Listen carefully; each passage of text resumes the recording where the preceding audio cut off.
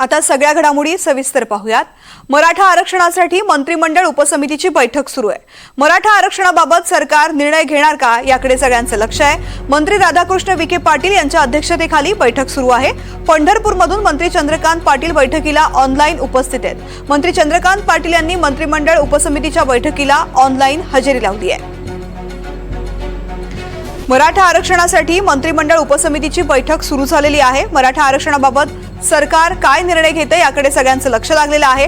मुंबईमध्ये मराठा आरक्षणासाठी आझाद मैदानामध्ये मनोज जरांगे पाटील यांचं आमरण उपोषण सुरू आहे। त्यांना पाठिंबा देण्यासाठी लाखोंच्या संख्येने मराठा आंदोलक या ठिकाणी दाखल झालेले आहेत। मंत्री राधाकृष्ण विखे पाटील यांच्या अध्यक्षतेखाली इकडे उपसमितीची बैठक सुरू आहे आणि पंढरपूरमधून मंत्री चंद्रकांत पाटील बैठकीला ऑनलाईन उपस्थित आहेत।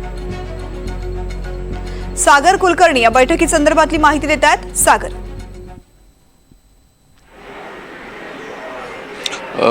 विखे पाटील यांच्या निवासस्थानी जी बैठक सुरू आहे त्याला दादा भुसे असतील, मकरंद पाटील असतील, शिवेंद्र राजे असतील हे मंत्री सदस्य उपस्थित आहेत। त्याचवेळी गणेश पाटील, विजय सूर्यवंशी हे देखील सदस्य आहेत, ते देखील उपस्थित आहेत।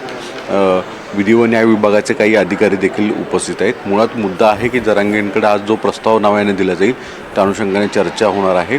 हैदराबाद गॅझेट आणि सातारा गॅझेट याची अंमलबजावणी कशा स्वरूपामध्ये तात्काळ सुरू करता येईल या अनुषंगाने चर्चा आहे। जे या आंदोलनादरम्यान गुन्हे दाखल काही झालेले आहेत त्यांच्यावरचे गुन्हे दाखल जे झाले ते मागे घेण्याच्या संदर्भात असेल, तसंच शासकीय मदत करणं असेल आणि जे मृत्युमुखी पडलेले आहेत त्यांच्या कुटुंबियांमध्ये काही आर्थिक मदतीसोबतच काही शासकीय नोकरी किंवा तत्सम शासकीय नोकरी असं काही देता येते का याची सुद्धा चर्चा केली जाते।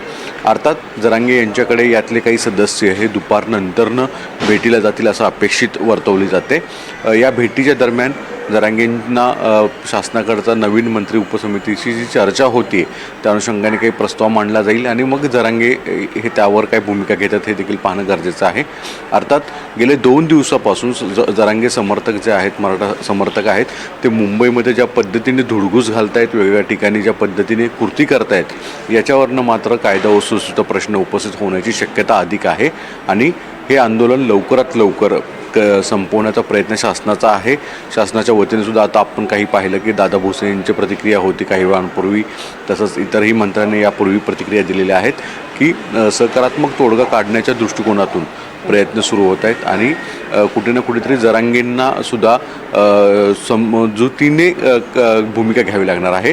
कारण की मुंबईसारखी एक मोठी आर्थिक राजधानी असणारं शहर शनिवार रविवार आहे, विकेंड आहे म्हणून ठीक आहे, पण उद्यापासून मुंबई कार्यान्वित होणार आहे। जो नोकरदार वर्ग आहे लाखोच्या संख्येने मुंबईत येतो, त्यांचे तारांबळ होणार नाही, त्यांचे हाल होणार नाही याची खबरदारी घ्यावी लागणार आहे। आणि जर असं होत नसेल तर मात्र ज्या मराठा समाजाकडे आंदोलनाकडे आरक्षणाच्या भूमिकेकडे जे सहानुभूतीपूर्वक इतर समुदाय किंवा सर्वसामान्य लोक पाहत आहेत ती सहानुभूतीसुद्धा कमी होईल असं म्हटलं जातं। यामुळे आजचा दिवस फार एक महत्त्वाचा आहे। आज जरांगेंची समजूत काढून याबाबतचा काही तोडगा काढतोय का याबाबतच्या शासनपरी हालचाली होताना दिसून येत आहेत। निश्चित सोमवारी मुंबईमध्ये होणारी गर्दी यामुळे नोकरदार वर्गाचे हाल होऊ नयेत यासाठी सरकारकडून प्रयत्न केले जात आहेत।